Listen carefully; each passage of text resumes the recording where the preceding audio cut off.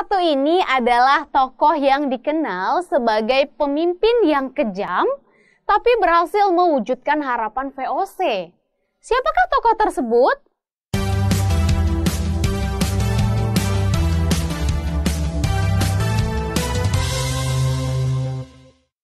Teman-teman, pada tahun 1619, Jan Pieter Zoon-koon diangkat sebagai gubernur jenderal. Ia bertugas sampai tahun 1626. Nah, langkah pertama yang dilakukan oleh JP Koon setelah diangkat sebagai gubernur jenderal adalah memindahkan markas besar VOC dari wilayah Ambon ke Jayakarta, yang dianggap lebih strategis. Nah, alasannya selama periode ketiga gubernur jenderal sebelumnya, wilayah Ambon ternyata tidak begitu memuaskan untuk dijadikan sebagai markas besar. Karena jauh dari jalur utama perdagangan Asia, yaitu wilayah Malaka, Goa di India, dan Jepang. Jayakarta waktu itu dikuasai oleh Kesultanan Banten. Koon pun kemudian menyusun siasat untuk merebut Jayakarta.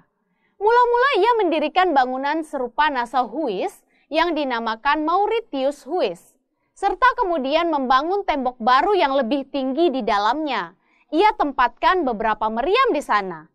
Setelah itu ia kemudian membangun tembok setinggi 7 meter yang mengelilingi area tersebut.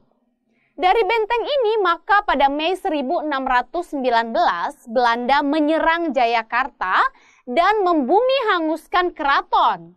Kemudian kota Jayakarta diganti namanya menjadi Batavia. Lalu bagaimana ya perkembangan VOC setelah berpusat di Batavia?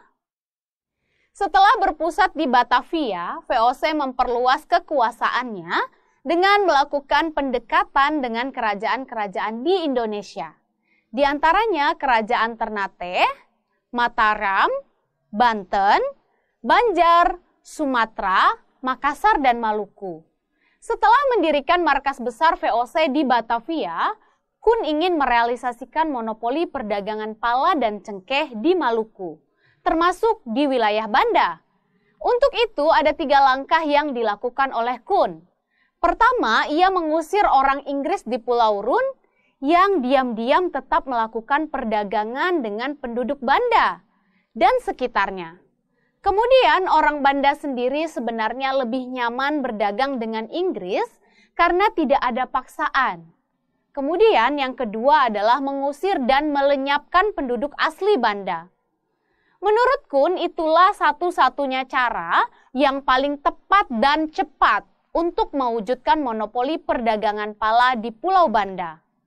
Ketiga, menetapkan kebijakan ekstirpasi, yaitu membinasakan tanaman rempah-rempah seperti cengkeh dan pala dalam rangka menekan kelebihan produksinya. Nah, kemudian lalu bagaimana ya realisasi dari upaya yang dilakukan oleh JP Koon? Nah, ternyata teman-teman langkah pertama berhasil dilakukan pada tahun 1620. Pada tahun itu Belanda membunuh Kapten Inggris yang bernama Nathaniel Courthope yang memimpin basis pertahanan Inggris di Pulau Run. Nah, untuk mewujudkan langkah kedua, maka pada tahun 1621 berangkatlah Koon ke Banda dengan armada berkekuatan 13 kapal besar, sejumlah kapal pengintai, serta 40 jungku dan sekoci. Maka mulailah JP Koon mewujudkan rencananya dengan membinasakan seluruh penduduk di Pulau Banda. Nah, teman-teman, sejarah mencatat bahwa puluhan pemimpin Banda yang disebut dengan orang kaya dieksekusi oleh Koon. Orang-orang Banda yang masih hidup dijual sebagai budak ke Batavia. Penduduk yang berhasil melarikan diri ke pegunungan juga menderita kelaparan. Dan setelah Kepulauan Banda kosong dari penduduk asli, maka Koon mendatangkan orang-orang dari berbagai daerah untuk bekerja di pulau ini.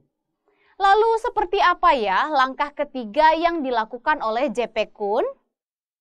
Langkah ketiga JP Koon adalah menerapkan kebijakan ekstirpasi, yaitu membinasakan tanaman rempah-rempah dalam rangka menekan kelebihan produksi cengkeh.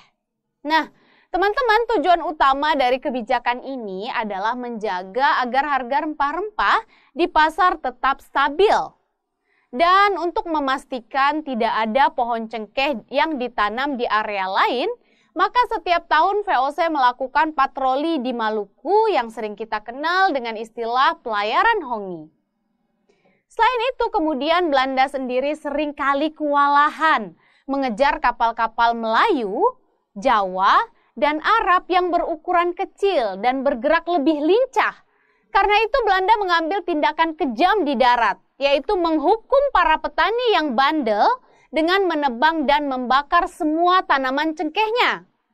Hal ini terjadi di Pulau Seram pada tahun 1625. Nah, setelah JP Koen, kemudian ada gubernur jenderal lainnya, teman-teman. Siapa saja ya? Gubernur-gubernur jenderal VOC selanjutnya untuk melanjutkan kebijakan monopoli dan penjajahan terhadap Indonesia yang telah dirintis oleh JP Koen adalah Gubernur Jenderal Matthias de Haan dan Diederik Durven. Nah, kebijakan-kebijakan lain yang aktif dijalankan oleh gubernur-gubernur jenderal setelah Koen adalah mempertahankan monopoli. Kemudian mereka menetapkan pajak kontingenten dan vervlechte levrantie. Kemudian mereka juga mencegah penyelundupan cengkeh dan pala oleh para petani dan raja setempat terutama di wilayah Ternate.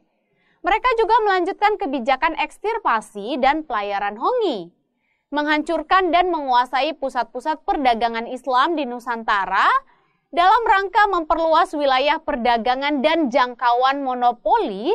Sebagai contoh, saat itu VOC menyerang Goa pada tahun 1660 yang kemudian memaksa Sultan Hasanuddin menandatangani perjanjian Bongaya tahun 1667. Nah, untuk memperkuat pertahanan dan mencegah penguasaan Nusantara oleh Inggris, kemudian mereka membangun banyak benteng dan pos pertahanan. Nah, teman-teman, kita sudah tahu ya bagaimana kiprah yang dilakukan oleh JP Koen. Di antaranya, ia mengusir orang Inggris di Pulau Rune, mengusir dan melenyapkan penduduk asli Pulau Banda, serta menetapkan kebijakan ekstirpasi. Walaupun demikian, terdapat juga hal positif selama JP Koen menjadi Gubernur Jenderal VOC. Salah satunya ialah dengan membentuk dan merancang kota Batavia atau sekarang yang kita sebut dengan kota Jakarta sebagai kota pusat pemerintahan yang berkembang dengan sangat pesat. Dan kebijakan-kebijakan yang sudah diterapkan oleh JP Koen kemudian dilanjutkan oleh gubernur-gubernur selanjutnya. Hingga pada tahun 1799, persekutuan yang besar ini kemudian dibubarkan. Lalu faktor apa ya yang menyebabkan dibubarkannya VOC?